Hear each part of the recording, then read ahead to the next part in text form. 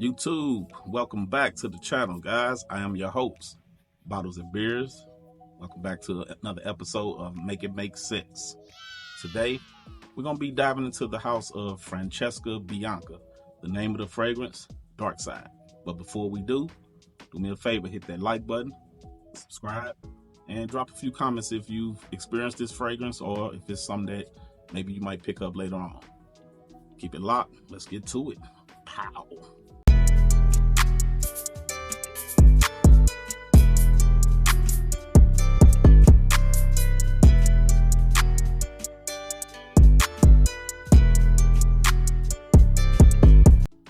All right, so as stated before the intro, we're looking into the house of Francesca Bianchi. And this one is a gorgeous scent that I picked up not too long ago. It was released in 2016, and I'm just now getting my nose on it this year. Shame on me, right? But the name of the fragrance is the DARKSIDE.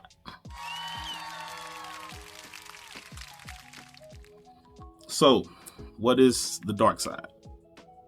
This fragrance is actually my scent of the day. How would I describe this one?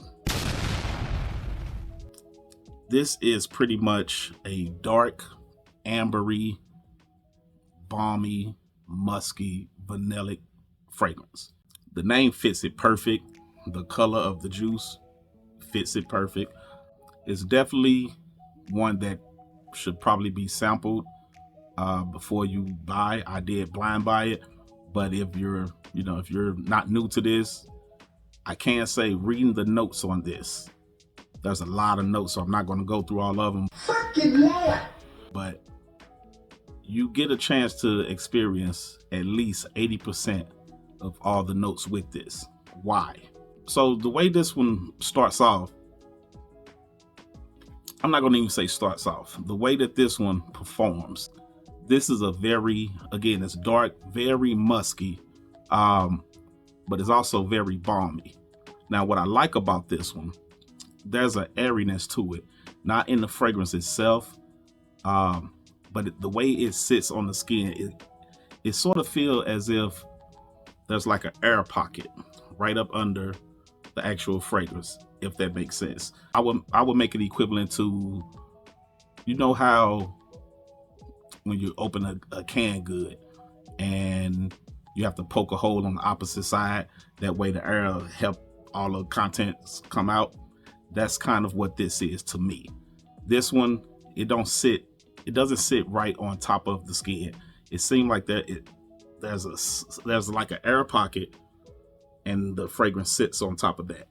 It's dense, but it don't feel, you don't feel that thickness or that it don't feel sticky or anything on you. It actually feels as if it's sitting above your skin, which I love that about this fragrance. Most fragrances that's this dark and this dense, especially in warm weather, could feel just kind of smothery, and you don't get that from this. I wouldn't call this a gourmand, but it gives a cacao feeling, but not chocolatey, but the feeling of cacao though. It actually reminds me of Bacanero from Order Parisi. That's what it reminds me of. So the notes in this one reads honey, incense, spicy notes, styrax, iris, amber, violet, patchouli, sandalwood, cedarwood, vanilla, and vetiver.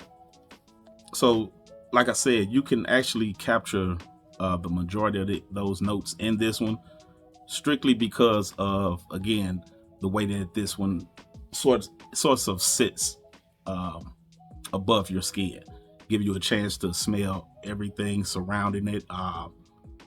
Again, it's a very balmy fragrance, very, very musky with I don't want to call it gourmand. It's not gourmand, but it do have a chocolatey cacao feel. I don't know if it's from the incense and vanilla combo, maybe, or even the amber incense vanilla combo mixed with the patchouli. Something in these ingredients to me, to my nose, gives a cacao feeling. But that honey plays a part in it also, definitely. But it's more vanillic, vanilla musk, sort of smoky than anything. The spices do play a major part in it, very spicy. Gorgeous fragrance. Of course, it tends to seem as a nighttime fragrance, hence the dark side. But again, there's a brightness to it. I wouldn't call it like effervescent or something like that, but it's a brightness due to all those notes that you do get a chance to experience. When I'm speaking of those notes, I'm speaking of maybe the Cyrax, the violet, things of that nature.